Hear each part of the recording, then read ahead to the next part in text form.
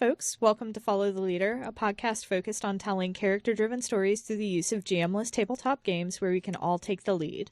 You can find us on Twitter at FTLcast and at FTLcast.com.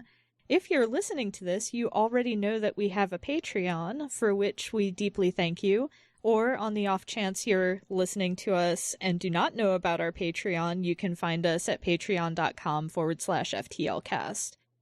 Today we're playing Masks: A New Generation by Brendan Conway. Yes, of Magpie Games. Yes. For those of you who are new to this game, here are the basics.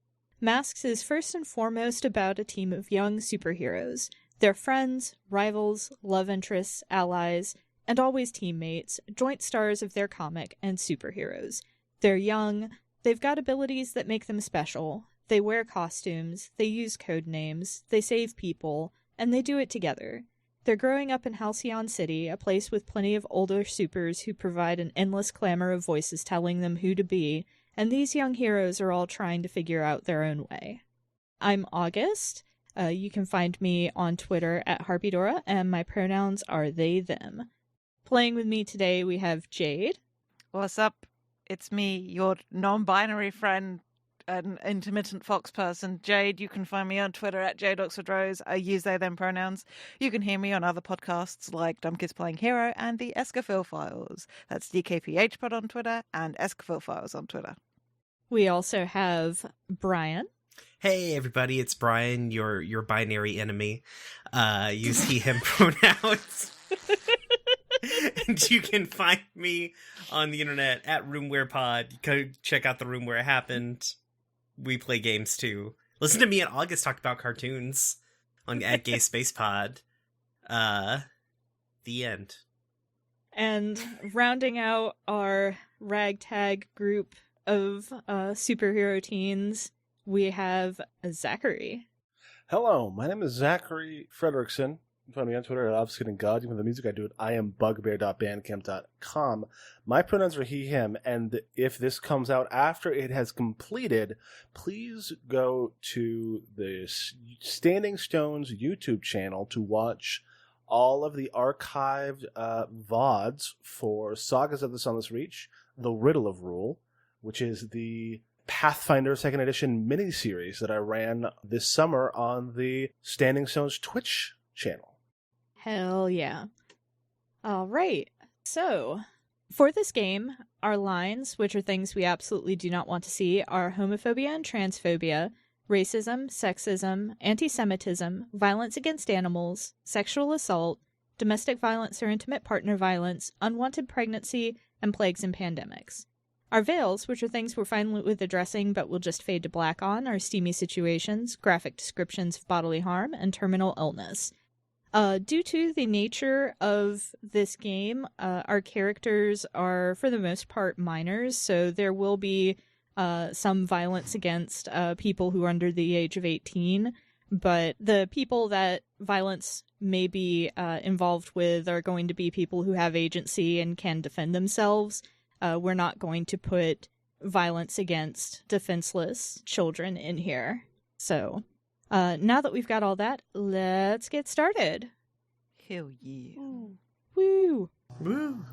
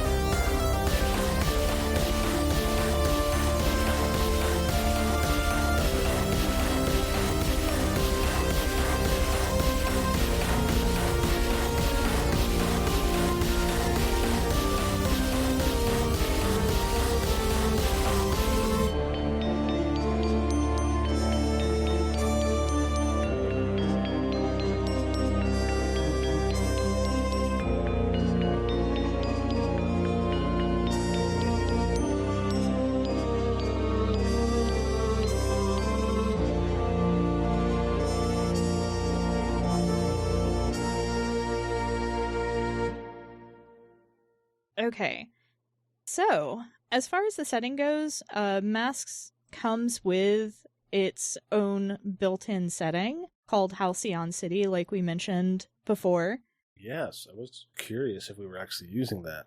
Yeah, I mean, it's a nice little setting. And just to read a little bit about Halcyon City from the book, it's a massive, bustling megalopolis. Countless people from countless cultures and walks of life populate this great city. It is a contradictory and wonderful combination of darkness and light, crime and heroism, corruption and hope, past mistakes and the promise of change. It's always been the city of tomorrow and yesterday, and that's never been more true than today.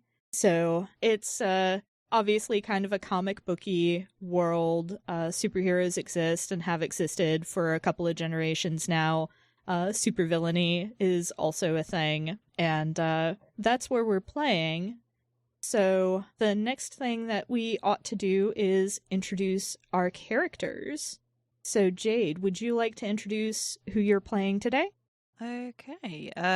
Well, as Patreon supporters, if you are them, or if you caught it on the feed, I am doing what we do on the main feed and retooling another character in a different life.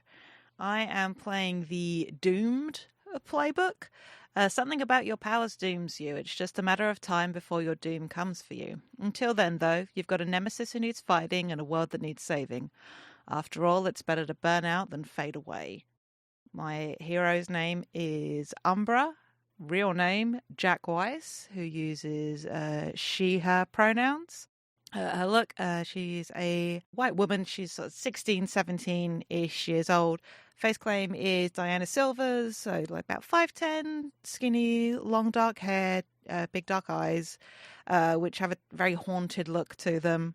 Dresses like a pretty standard sort of teenager. Maybe skews a little younger than she is.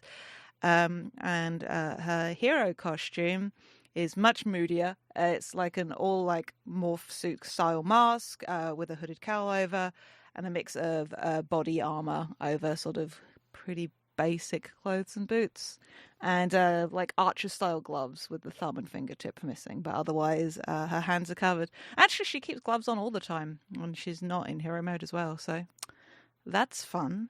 And I suppose her abilities, in the book they're described as memory manipulation, psychic constructs, but I have flipped that a little bit. Rather than psychic constructs, I've got them described as plutonian or ectoplasmic. It's stuff that she pulls from the realm of the dead and the past, kind of like the ghosts of what's there. Instead of memory manipulation, it's clairvoyance. And she has vitality absorption as well. So that's fun. I have a sanctuary, which has the good features: a meditation space, a power enhancement system, as well as art, music, and food. Two downsides of my sanctuary are it's difficult to access and it's tied intricately. I can't even read that stupid italics. To my doom. My doom is brought closer by overexerting myself and facing danger alone. And I currently have one doom sign, which is infinite powers. I can mark my doom track to use an ability from any playbook one time. And my nemesis is Dr. Lacey Mortimer. She's bad news. She is the reason I have powers. She is the reason... Well, you're going to find out about the other stuff in a bit. So, she's bad news. And that's her. That's Jack Weiss, a.k.a. Umbra. Hell yeah. Brian, you're up. Hi, I'm Brian. That's not what I meant to do. I just launched into the thing. I am playing HK62, also known as Sissy2. I'm playing the Reformed playbook. I'm a former cloned minion of Dr. Mortimer. They're doctor, right? Yes, the same Dr. Mortimer. Yeah, okay. And the Reformed playbook says, villainy used to be your way of life. Then you saw what your selfishness and hate created. The supervillain life is hard to quit, but you know best that sometimes the villain needs saving too. Sissy is like 17 years old. She has freckles. She has like a red hair with like an undercut. She has an eye patch. When she's in hero outfit, it's just like, I'm in my head, it's just like full on Winter Soldier. It's like, yeah, I wear body armor and then also like a mask, and everybody's like, well, you should get a costume. She's like, this keeps me from getting stabbed and shot. Like, why would I change this? Let's see. As far as powers go, she has weapons and martial expertise. She's good at fighting and being like a sassy supervillain. Trying not to be supervillain anymore. She's going to continue to be sassy. And my moves are Dark Past. When you confess a situation or a serious crime you committed as a villain while in the presence of someone involved, shift danger up and any other label down. Say what you did and choose one. No one was hurt badly by the crime. You aren't in legal danger for the crime. You aren't being actively pursued for extra legal retribution. And then my other move is Blowing Off Steam. When you commit misdemeanors or small victimless crimes, you may clear a condition of your choice. I'm a hoodlum. Good shit. Good shit. And, Zachary. Yes. Hello. You know, it's your boy, Teddy Weiss. I am playing the Transformed playbook, which is a playbook about being transformed into something that you were not and kind of dealing with it. Usually it represents like the Hulk or like Cyborg in some ways, like Teen Titans Cyborg. But Teddy is a little bit of an odd duck because he was transformed into a dead person. Because I'm a ghost. It's ghost times. Walk through walls, disappear, and fly. Much more unique than the other guys. Though it would be more accurate to say that I can force myself to manifest in the real world under certain circumstances and otherwise am just incorporeal, invisible, and intangible or inaudible. And so I call myself Haunt now because that's what I do. And, you know, you dress for the job that you have. You could take the transform moves, superhuman senses and probably like transmuting flesh to represent the sort of like weird ectoplasm stuff that I can do. And my moves are Be the Monster, which when you intimidate, frighten, or cow others with your monstrous form, you roll plus freak. On a hit, they're thrown off and makes themselves vulnerable to you, or they flee. Very useful. There's also like some other stuff that I can do that like kind of adds a little bit of collateral damage to my display. My second move is Wish I Could Be. When you comfort or support someone, if you tell them what you most envy about them, you can roll plus freak instead of plus mundane, which is great because my mundane sucks. And I have a passive move called Not Human Enough. When I directly engage a threat in a terrifying fashion, mark a condition to choose an additional option, even on a miss. So I'm a ghost. When I'm not superheroing it up, I have enough control over my ectoplasmic form to exert, to like manifest outfits, which are just like pretty standard, simple, comfortable clothes that like a teenager would wear. I'm a few years older than Jack, but I'm not getting any older, and she is. So that's going to be fun when she catches up. But when I'm a superhero, when I'm actively being a hero, I have this set of like a bodysuit that I kind of can inhabit that allows me to more easily affect the world, which is good because otherwise, how would you know I was there? Yeah, I should clarify that Jack can see dead people all the time, not just Teddy. Yes, like Jack is a ghosts. medium. Mm-hmm. Teddy is her special ghost. Yeah, I would have given Jack the hero name Seance, but I like and respect the Umbrella Academy enough to not steal it. So. I still really like Threshold. I liked it, but also maybe when she gets older, she'll change it to that if she lives that long. Don't worry. Don't worry about it. One of us has already died. Yeah. I'm not going to let it happen to the second one. Anywho, that's It's them. fine. Yeah, is there anything else that I forgot? Nope. Should we mention how he died? It was a terrible accident. I wonder who might have been at fault for that accident. Yeah, I suppose because we're not going to get like a lot of space. But when Zach and I chatted about this, Teddy and Jack were sort of into urban exploration and found themselves in, or found a lab of Dr. Mortimer, who took umbrage at the fact that her lab was being sort of invaded, as it were. And yeah, shit went down. A machine may or may not have exploded. It was bad. But hey, Jack has superhero powers now. Jack has superpowers now. Teddy has the superpower of being not alive. And you could call it we dressed it up. We called it urban exploration. Really, it was just looking for places to sleep. And also cool stuff that you could maybe pawn and get a little money. Yeah. Maybe get a hotel once in a while. Fun All right. times. Cool. Now, the next thing that we want to know, because by the nature of the game, y'all are in a team. The next thing we need to know is, how did y'all get together? Yes, which we have. We chatted a little bit ahead of time. You got these cool questions. Do you want to just say the question and then answer it? Yes, that'll be the simplest way.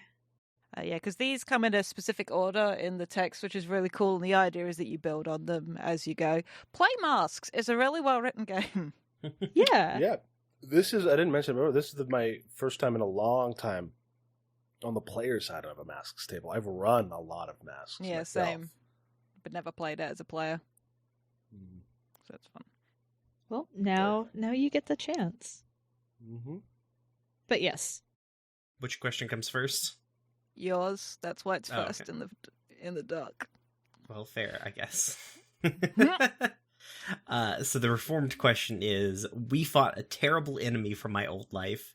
Who was it and what did they take from me? So I believe it was over the hideout that Jack and Teddy were using initially, right? Mm-hmm. We fought HK-64, who at one point probably looked like Sissy because we're all weird experiments. But you guys probably, like, Sissy probably, like, ran in there, and there was, like, typical, like, superhero, they punch up for a bit, but then their mates situation when HK-64 came crashing in. Sissy was probably reluctant to fight HK-64, who at this point was just, like, a big old monster. And, what did they take from me? It was my eye. I had 2 eyes before that day. Now I have but the 1 eye. Rough. Mm-hmm. The doomed question is, we paid a high cost for victory. What was it? And we sort of lost our anonymity. I can't speak to or sort of our ability to continue working / existing in relative secrecy. Whether it was trackers of some kind, like in HK-64, or whether it was drones watching her. Either way, the fight was seen by dangerous folks, and the trio are sort of now known entities in the hero world. Upside, in a way of speaking, we're now on the radar of some people that are helping us out a little bit, but also, like, Dr. Mortimer now knows that, you know, those kids that ended up in her lab and are now running around with... And also one of her ex-creations. Yeah, you know. I feel like Sissy probably was known vaguely in the hero world before this for being generic, like, henchman. Mm-hmm. But yeah. So, It's fine. People know who we are. Yeah, and we drew attention and ire from plenty during the fight. One important person in particular now hates and fears us. Who is it? And I don't have a name for this person, but I said it was an important titan of industry within the city. Not an official politician, but definitely somebody with political clout and a lot of real estate, like a landlord. who owns a ton of the property in the city, who like also has other like holdings, obviously. Do we want a name for this person? I guess it's up to August. Okay. Yeah, I mean, I like having names for people. It should be alliterative. I mean, it's not a superhero; it's just a guy. But I guess Lex Luthor is also. My NPC generator is not going to. Baxter Bradshaw Ooh. Perfect. the third. Oh, that's perfectly slimy. Bradshaw Holdings and concern. All right. Cool. That's fun. All right, so the next thing that we need to establish are our characters' relationships. So, Jack, what are your relationships with the rest of the team? Okay, so I have told Teddy all about my doom and the danger I'm in. And I would love to kiss Sissy before my doom comes. Jade and I cannot be in a game together anymore. Look, I to be think. fair, I did not write that relationship. It's true. There's You'd only love to 3 of kiss us. blank You were before really your doom comes. pressed into choices there. Yeah, and one of them is my sibling. So Yeah. in this instance, it isn't just Jade Bryan shenanigans. My hand was Forced. Mhm. The Reformed are. I earned the trust of Teddy, and I follow his example for what a hero should be. And I did something terrible to Jack once. I hope they can forgive me one day. Wait, I think you did something terrible to me. Yes, but I've already earned your choice. Or I've earned your trust. Well, the terrible thing I did technically a terrible thing to you, but also it's a terrible thing. It did terrible thing to both of you. Fair Yeah. enough. So I guess I'm the one who trusts you, which makes sense because in some form you comforted me when I was at my lowest. I have no idea how that manifested, and then obviously Jack knew me before I changed because the change was death. Mhm. And Jack is my sister. I also saw your things, and that's why I went with those relationships. Mm-hmm. Sure. It's good shit. All right. And influence. Yes. That is the final thing. Influence is a mechanic in Masks where someone has the ability to impose their beliefs upon you if they have influence on you, which can do things like shift your labels, which are your stats, and the way that you view yourself. So, all right. Who has influence over whomst in our group? As the doomed, these people matter for what you need to do, so I give influence to both of my teammates. I mean, the book says 2, but I have just the 2. So. For the Reformed, I chose, do you talk openly about your supervillainry? If so, give each teammate influence over you. So that's what I went with. Valid. Yeah, and I try not to care what others think, even if I can't shit everything out. I gave influence to only one teammate, who is obviously Jack. Fair and valid. Okay. So, we have our super team. Good team of young folks. So, the next step, I believe, is to start playing, huh? Uh-huh. You will notice, dear listeners, I have not given any character information because I will be the GM for the day. So, I'm gonna go ahead and, before we get started, read my agenda as the GM, which is to make Halcyon City feel like a comic book, make the player characters' lives more superheroic, and play to find out what changes. So, I think as we start, we open the first page of the comic book. It's a wide shot of Halcyon City, and the next panel is a little bit closer to the downtown area as we zoom in on where our action is going to take place. And on the next page, we see a panel where we can determine that there is a bank on one of the major thoroughfares of Halcyon City. And a lot of the panel is taken up by a speech bubble yelling the word help in very large, bold font. And on the next page, we can see our superheroes being dispatched to assist at this bank, which, as the reader, we can tell is currently being robbed. It's surrounded by a bunch of anthropomorphic robots. They look like little velociraptors because of who I am as a person. And they are using their titanium claws and articulated tails to intimidate the patrons of the bank and the small gathering of law enforcement officers who are trying to assess the situation as our heroes make it onto the scene. So, please describe your entrance panels. Not it. Okay, I got one in mind. I think like it transitions to like small panels inside of like a black page, and it's like Sissy crawling through like an air vent and being like, Teddy can literally go through walls. Why am I having to do this? At the mention of Teddy, I am going to throw to Teddy. How are you making your entrance? Okay, so I'm spaced a little bit. So there's a bank. Mm-hmm. There are dragon men who are menacing the bank. It's Velociraptor robots. Velociraptor robots. Velociraptor, yes.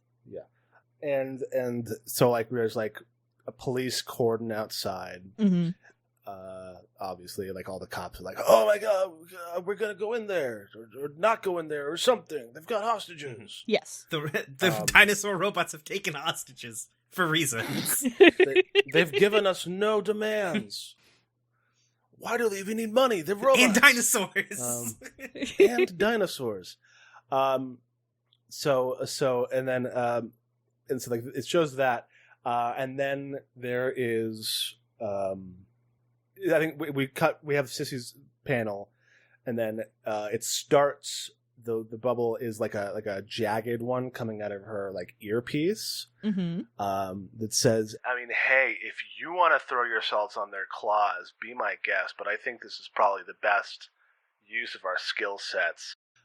As Teddy walks through the front door, through the front door. He doesn't open it. Mm-hmm. And so Teddy Wise, aka Haunt, is wearing. I made a Hero Forge mini of it.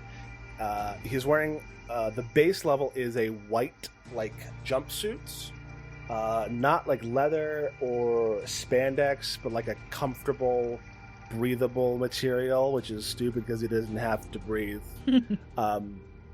With like black or like dark gray like apparatus on top of it that's keeping him like material, or that allows him to like control his materialization more easily.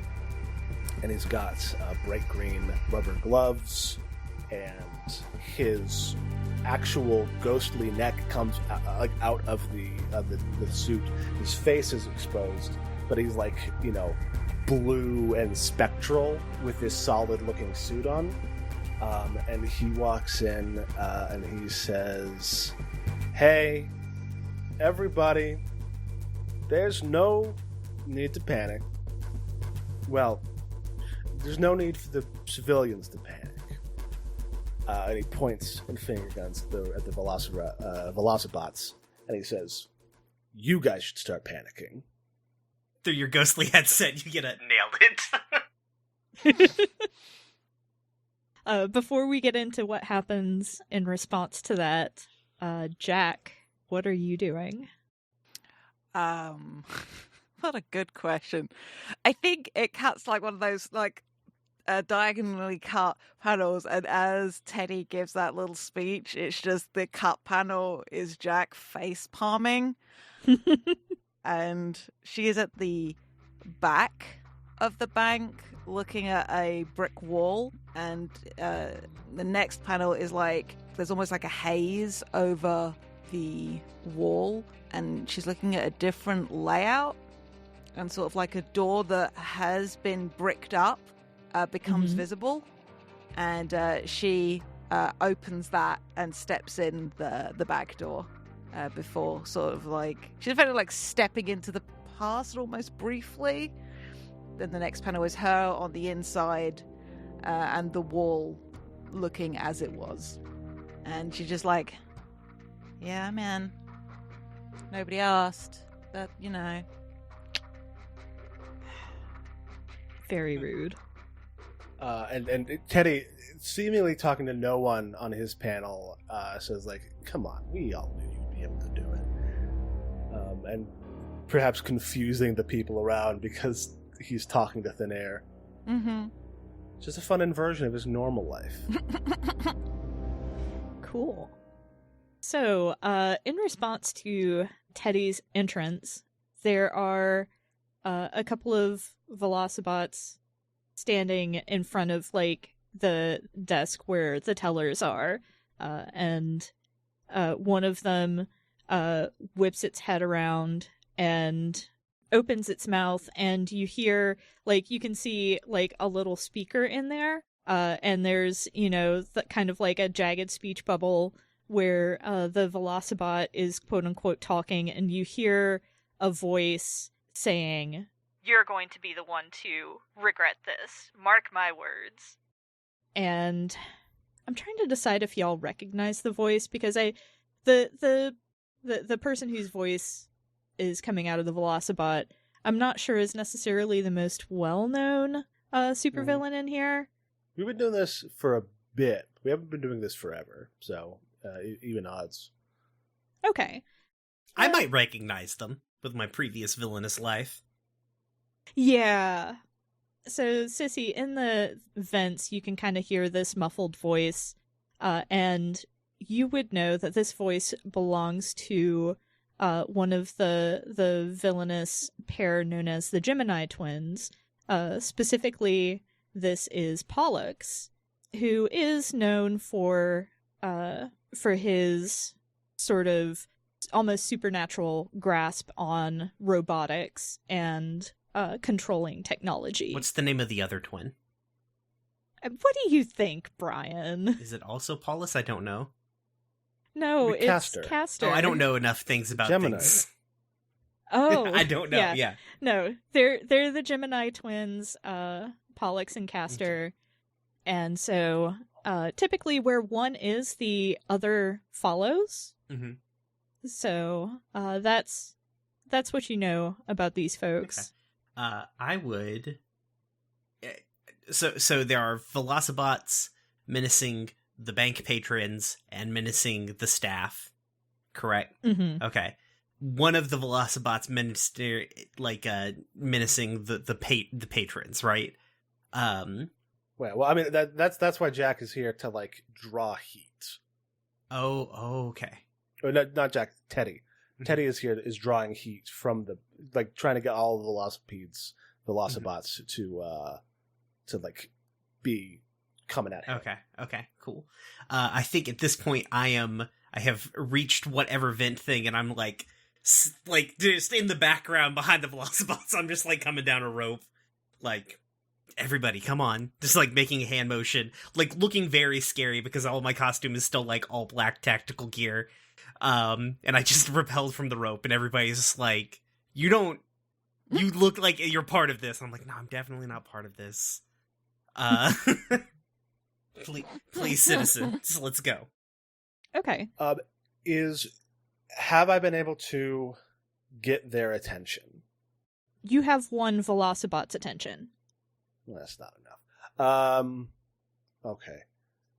I was hoping to like get them all so that they would be looking at me so I could do my thing that I do to them, because I told them they needed to start panicking, and I haven't actually showed them why yet. Mhm. Maybe you should show them why. Yeah, it's not as big a deal if only one sees it. Teddy, like as Sissy is like very silently repelling in the back, Teddy like snaps his fingers, like, "Hey, I'm gonna say that all the people here who aren't controlling robots should probably close their eyes. But you're gonna want to see this."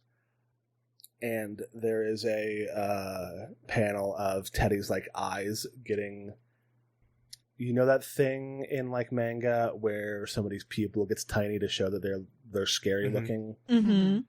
As we don't actually see what Teddy is doing except in silhouette, as we're cutting to Sissy or to Jack, but as he like just unshackles his like ghostly appearance to go from looking very human to looking like something no longer human. And it's not just like looking like a dead guy. It's like he does something wild. Goes like full Ghostbusters monster. Yeah, exactly.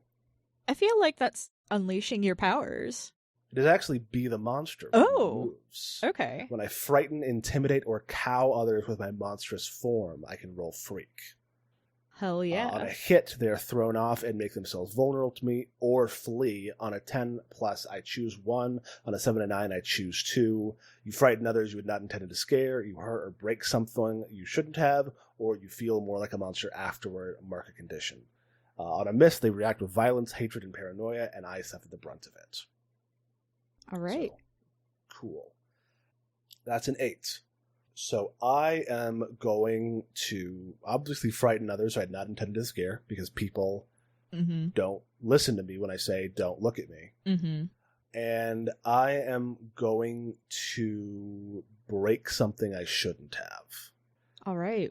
which I have an idea what that could be. Please share. The security system. Because a ghost going full ghost just sends out these like crazy electrical pulses that just fry like the stuff keeping the vault more safe. All right. Sounds good. In the distance, you can hear like a ka-chunk, ka-chunk, ka-chunk as something is kind of like breaking down. And I just realized we forgot to do something very important as we are engaging. A dangerous foe as a team. Yeah, we need to Mhm. do our team stuff. When you enter battle against a dangerous foe as a team, you add 2 to the team pool. You also, at the beginning of every session, the GM adds 1 team to the pool. Yes. So we're up to 3 team. If the leader has influence over every teammate, add another team. Do we have a leader? I feel like it's you in this moment, frankly. Yeah. You're taking point. Fair enough. Yeah, I mean, I'm the oldest. Yeah. He always I'm the uses big that. brother. He always... I only have a couple years left to do it with. And I do have influence over both Jack and Sissy. Nice. So that's another team. That's 4. If everyone has the same purpose in the fight, you add another team. Yeah, I think so. Jack's purpose is to get these people out of here and safe. Isn't that what Sissy's doing? I believe that's also what Sissy's doing, yeah. Jack cares less about the money than he cares about the people's lives. Yeah, Sissy really doesn't care about this money. Yeah, so sounds like that's another team. Hell yeah. If any member mistrusts the leader or the team, remove a team. Nope, all good. No, I'm good. Hell yeah. And if your team is ill-prepared or off balance, remove a team. Yeah, for this particular encounter, I don't think so. Yeah, that I don't think that applies. So, good God, you have 4 team in the pool. I would say that Sissy's actual goal in this fight is to is continuously show hey, I can do this thing. Try is a little less is here to save people, but is more here to prove herself. So we're at 5 team, because 1 at the beginning of the session, 2 at the beginning of the move, and then 2 of them are adding team, and 2 of them, if the answer is yes, remove team. that's right. Yes. So we have 5, which is a good amount, but not crazy. The game that I ran recently just ended, the Young Olympians. They had gotten so many different moves over the course of the campaign. They had like 10 teams. Oh my god! Very often. That's so much. What do team points allow you to do, for the sake of our listeners who maybe aren't familiar with Masks, and also me, because it's been well over a year since I last played Masks? Anyone working with the team can spend team 1 for 1 to help a teammate, giving them +1 to their roll. We can also spend team to act selfishly. When you act selfishly, say how your actions ignore or insult your teammates, remove 1 team from the pool, and shift 1 label up and 1 label down, your choice. You can use this option after rolling to alter the label you're rolling with. So that's an effective +1 if you're not already at +3. Interesting. And you have to be selfish. it's also worth noting that multiple teammates can spend team to help on the same roll. Okay. So if somebody rolls a 5, the other 2 teammates can spend team to bump that up to a 7. Good to know. Yes. Mm-hmm. So, sorry about that. So yeah, we have 4 team. As Teddy is doing his crazy thing, and scaring the Velocibots. Ideally, either scaring Pollux or like just causing their visuals to glitch out. Yeah, I don't think that Pollux is necessarily affected from where you're at right this moment, but it definitely scrambles the visual sensors of the Velocibots, and you can see that they're all kind of like spinning around, like trying to get a bead on Teddy, but they can't because they can't see, and that I think gives Sissy an opportunity to do something if she wants to. How are the unintentionally frightened people reacting to being unintentionally frightened? I think it's probably half and half cowering, like where they are, and like going for the doors.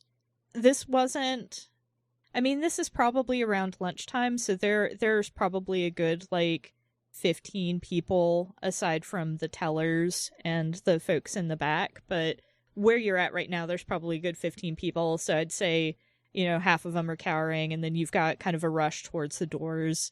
Not enough to cause, like, a harmful stampede, but it's still kind of chaos. Okay. These are going to come back online eventually, these Dinobots. And they're all distracted now, and I think Sissy's just, like, fucking, like, looks at people, is like, run, just go. Flee in terror, go. Just shoo, be afraid, shoo. Yeah, run. And let's go ahead and I guess let's start dealing with the Dinobots. Mm-hmm. So I am going to engage a Dinobot, or just start taking them out while they're distracted, or at least the ones closest to the people. Yeah, so there are like, I think I said there were 3 in here. So, yeah, I mean, one's kind of like in the middle of the crowd and 2 are near the desk, I think. So how are you trying to take them out? Paint that word picture for me. Yeah, I think like once Sissy like shoos the people, I think she like reaches out and just pulls like straight up a knife from her boot because she doesn't have any. Like, she's like, yeah, this is how I'm gonna... I think before she does, she's like, these are like, just like robots, right? They're not like alive? I mean, the robots aren't going to answer you. Well, this was like at Teddy. She's like yelling at Teddy. I'm a ghost monster right now. Oh, good talk. You don't... I think this is like, whatever. And then goes to fist fight like a raptor. Yeah, I'm manifesting eldritch horror over here. And so I guess how do you take down? They're just straight up velociraptors that are metal, right? Yeah, I mean they've got like, are they the actual size Velociraptor raptor bots, or are they like Jurassic Park size? They're like human size, like 5.5 feet tall. Cool, good to know. So I think she they're... she runs like it does like a knee slide and then goes to like bury the knife in the leg so she can bring it down further to like pull the knife out and then put it in the Velociraptor's head, assuming that's how robots work. She's just like, yeah, probably if I kill the head, it'll go down, right? That's how these things work usually. Yeah. And she's like, we really don't need to put this much effort into things. It's just Castor. I probably need to roll. Mm-hmm. That's what you've been waiting on for me to do. Yeah, that sounds like directly engage a threat. Yeah. So roll plus danger for me. Okay. Did it add my bonus in there? Yeah, it did. Yes. Oh, Lord. I got so close to not doing that. Yeah. Okay, so on a 7, you pick one of the choices below. Resist or avoid their blows, take something from them, create an opportunity for your allies, or impress, surprise, or frighten the opposition.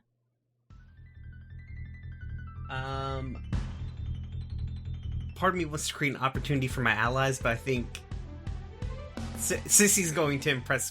This is what she does. She's going to do. This is how supervillains who are good guys fight, right? I think I'm going to impress, surprise, or frighten my opposition. So I just think it's like knife to the leg of the Dinobot, knife to the head of the Dinobot. I don't know if this actually kills the Dinobot. And like whips around into like the camera. Like looks into the camera as it's like fading, like sussing back and forth, and it's just like, you were never as good at this as your sibling was, Castor.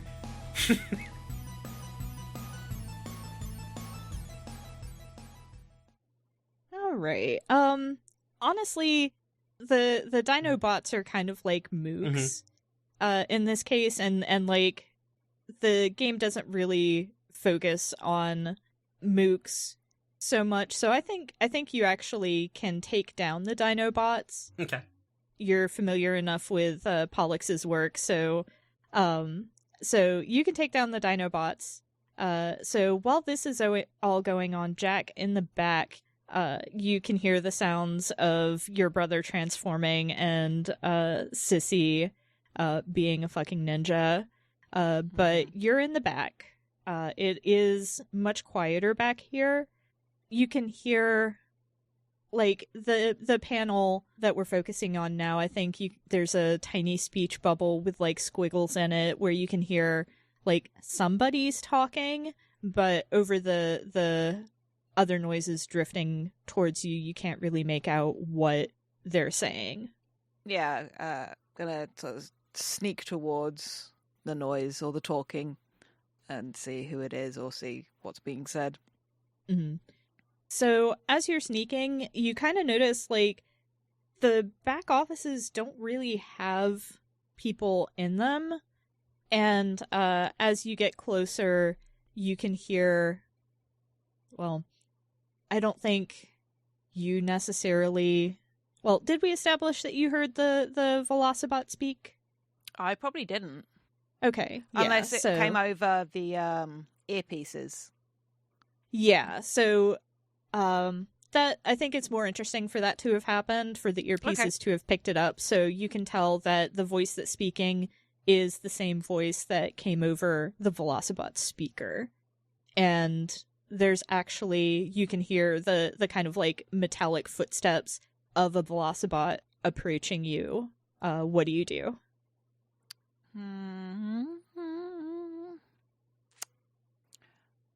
Let me quickly nose over the basic moves. I think what I want to do is, like I did to get into the building, I want to sort of manipulate the environment and sort of like create an opening that used to be in the wall that isn't there at the moment, and get out of sight rather than directly engage with it. If I can go in the... Effectively, I want to step into the ghost plane. Let's put it that way.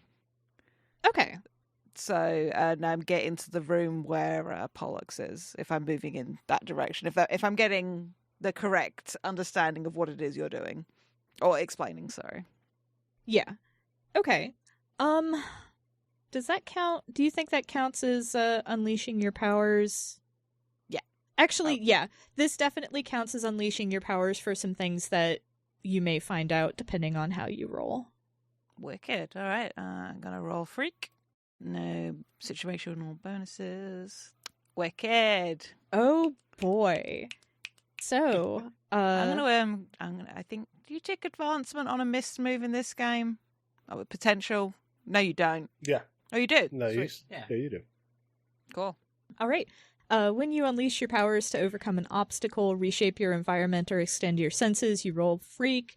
On a miss, I think you can make us harder move against me. If you yeah, that's fun for me. So I think you try to step into the ghost plane.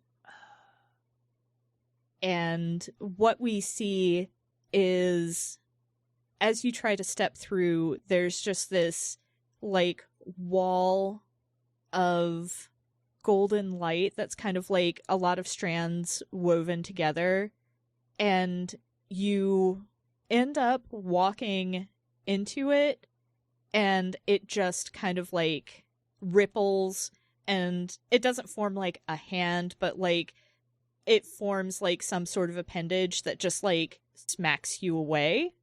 And in the physical world, you basically get smacked back into the physical world and land on your ass. And let me check something here really quick. And I think that I'm going to inflict a condition on you. Okay. And what that means mechanically for our listeners is a condition will temporarily change a character's labels / stats until something happens to clear the condition. Either somebody successfully uses a move to clear the condition, or the character with the condition does something to kind of satisfy it and remove the condition. So, what condition do I want to give you? I would say angry or insecure feels... Yeah, that's what I was thinking. Let's go with... I think it would be fun for Jack to be angry. Wicked. Because this is something where it's like, who the fuck is messing with the place that I'm supposed to be able to manipulate? Yeah, I think that happens, and like the next panel is like Jack on the floor speaking to the earpiece. You can't see her face because she has the full mask on that covers her expression, but you see on the she's like, there is weird shit going on here that isn't just a bank robbery. Sissy to no one gestures at the robot dinosaur. Sissy, I can't see you if you're gesturing. Then how do you know I'm gesturing? Instinct.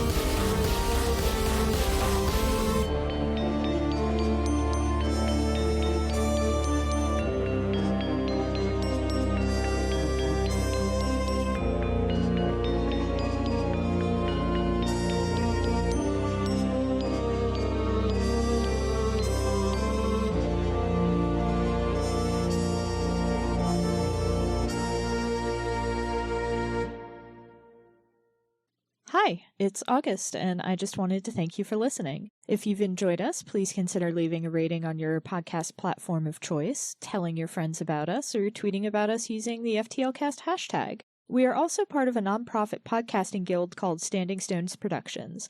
We do a variety of shows, including The Room Where It Happened and Dumb Kids Playing Hero, 2 actual play shows, and a Steven Universe discussion podcast called Gay Space Rocks. We also do live streams at twitch.tv/StandingStonesProd. You can keep up with everything that we do on Twitter at Stones_standing. Unfortunately, Standing Stones was already taken. Your support means a lot. Thanks again!